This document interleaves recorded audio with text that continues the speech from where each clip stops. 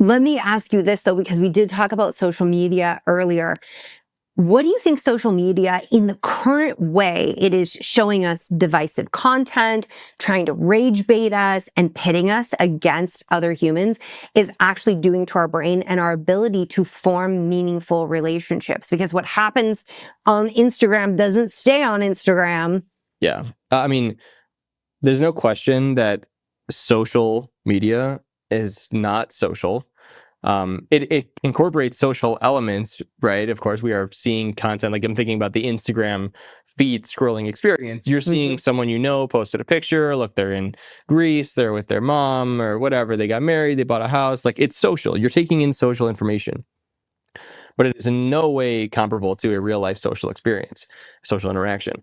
And the data suggests that that is true. You know, when you look at the mood benefits of, well, not even social media, but just online interactions. So if you actually have a real interaction where you're FaceTiming with someone, or you're phone calling, or you're texting with them, not just scrolling on social media, people don't feel as good after those virtual interactions compared to in-person interactions. And for me, the reasoning seems very clear. I mean, we are interacting face to face right now, which is awesome. I love doing in-person podcasts. It's a rare thing, but we have all these cues that we can detect, and your facial expression, your body language, your vocal tone, that those cues are going into my brain. I'm not thinking about it. My brain's just a computer that does this. It just processing and computing an assessment of your mood and your feelings and your reaction to what I just said, and you know, whether you're kind of done with this topic and ready for the next thing, you're getting a little bored, right? Like, there's all this information that's going in here and just happening, and your social cues are what's doing that. So when we go to even a video call, for instance, we could be doing this through a screen. We would lose two things. We would lose social smells, which we don't detect anything. Probably, I don't know, maybe there's some social smells going on here, but it might not be doing there that much. definitely is. I mean, even if like the olfactory center is not like, you're smelling, I'm still detecting you, you're still detecting me. I mean, that is, to go back to the evolutionary, what I think is interesting is that they've done studies on like when women are ovulating, when they're not ovulating, when they're in menopause, when they're on birth control pill. And we see that there are different interactions. And on the flip side, where women's hormones are at are also dictating who we're perceiving as who we want in our environment. And this isn't just what we see.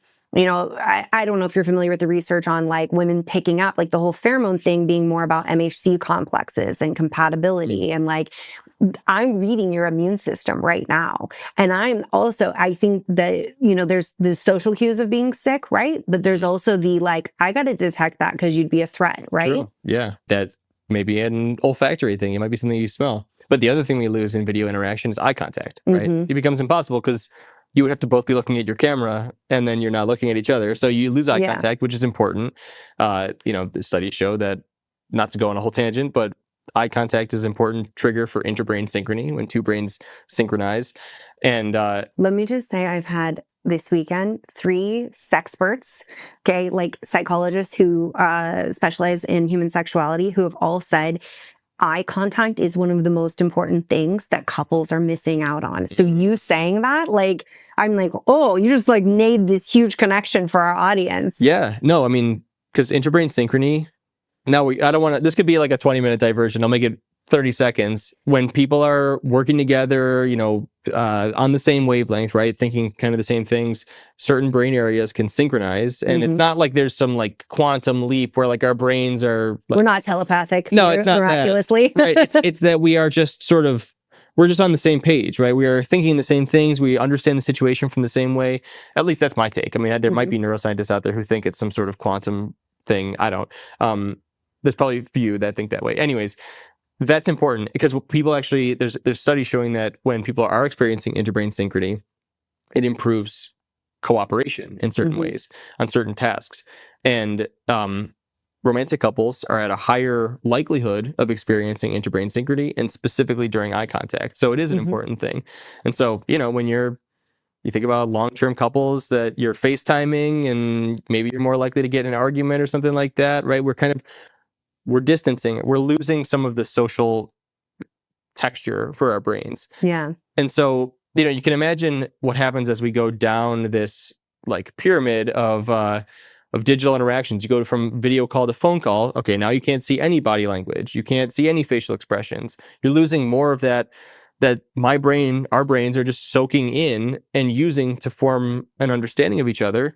Without that, what happens? Well, you struggle to understand each other. And why would my brain perceive that I'm interacting with a human being when all of the typical cues that tell my brain this is a human, pay attention to their emotions, are not there? And so I have a theory on this, or hypothesis. I call it the virtual disengagement hypothesis. In other words, when we interact virtually or digitally, I believe the brain areas that drive empathy disengage, because typically well, that explains so much social media behavior. Exactly. Because typically what happens when we perceive vocal tone and all that stuff I mentioned, that it kind of just goes in and my brain just picks it up, right? That's empathy. So the brain has empathy systems that they turn on when this social information is detected, and it helps you understand what someone's thinking. On social media, we don't have those cues. And so we may not empathize as much. And empathy at its core is defined as the sharing of someone else's experience, right? You take on their emotions. So, if I were to step on your toes right now and you were to be hurt by that, I would feel bad because your pain hurts me because of empathy, right? I take on some of that negative experience.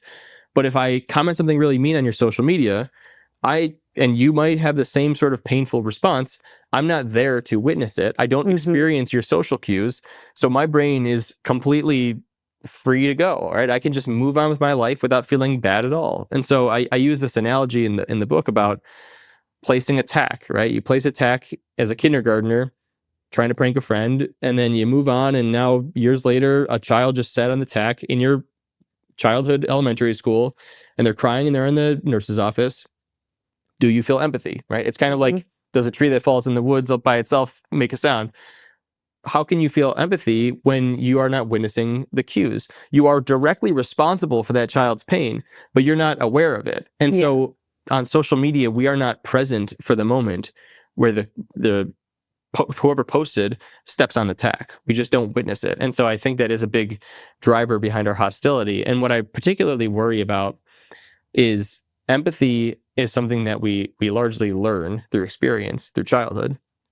And in the modern world, where kids are interacting more and more online in their early life, I worry about what happens to a brain when the key social moments where you learn about empathy are happening in digital environments, where our brains are potentially behaving differently.